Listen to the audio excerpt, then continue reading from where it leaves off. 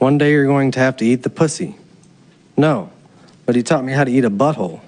Isn't it amazing now that minority voices are being heard, that they suddenly care?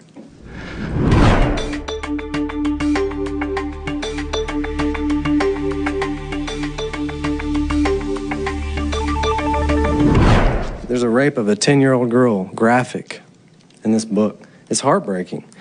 By no means should there be a ban on books. Don't mistake what I'm saying for that. There ought to be academic books in the school libraries. And this problem, I never imagined it would be at my alma mater. I went from 4th grade up to Stillwater Public Schools. I'm an alum.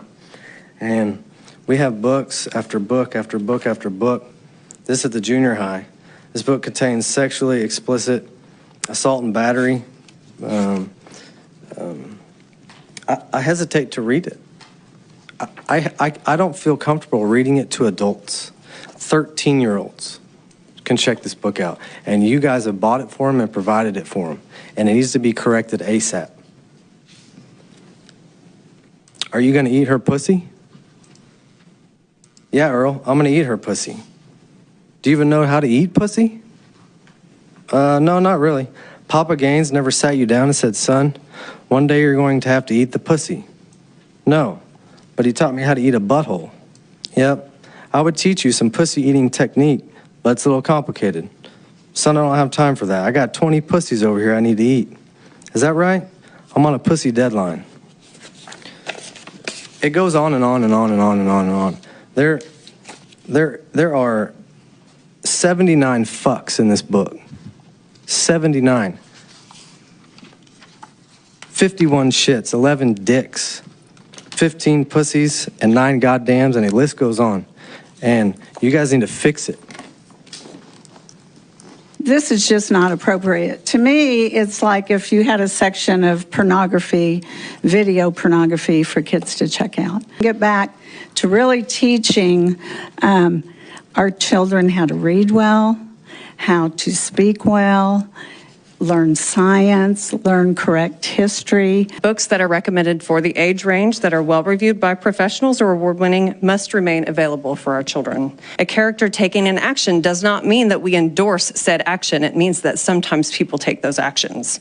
If we never give our children the chance to consider a broad array of perspectives, we're doing them a disservice and setting them up to struggle when they go out into the wider world.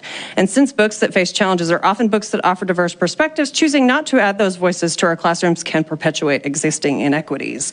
The Library Bill of Rights, rooted in the First Amendment, has been repeatedly upheld in court cases, and it guarantees that parents can choose for their own child. In this most recent wave of censorship attempts, however, there's also an underlying attempt to discredit our public schools through grassroots movements that happen to be virtually identical across the country, thanks to networks of well-funded think tanks and political pundits and operatives, profiteers like Chris Rufo. What I've noticed about these books, Truth About Alice, Perfect, Sold, and Lucky were specifically named already. They're all from minority authors. I could walk into the high school right now and pick out books written by straight men that have depictions of sex, that have, can I say penis? There's no children in here, right? Have giant penises in the pages. Graphic novels. None of these people cared before right now. Isn't it amazing now that minority voices are being heard, that they suddenly care? It would be highly interesting if one of them got up here and pulled out a book written by a straight male that had straight intercourse in it and picked out that book. There is a book in the high school library right now that has a child raped in it.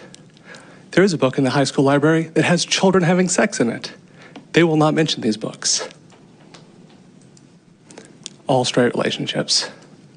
Interesting how that works. Now that minorities are getting represented, they finally come out and speak.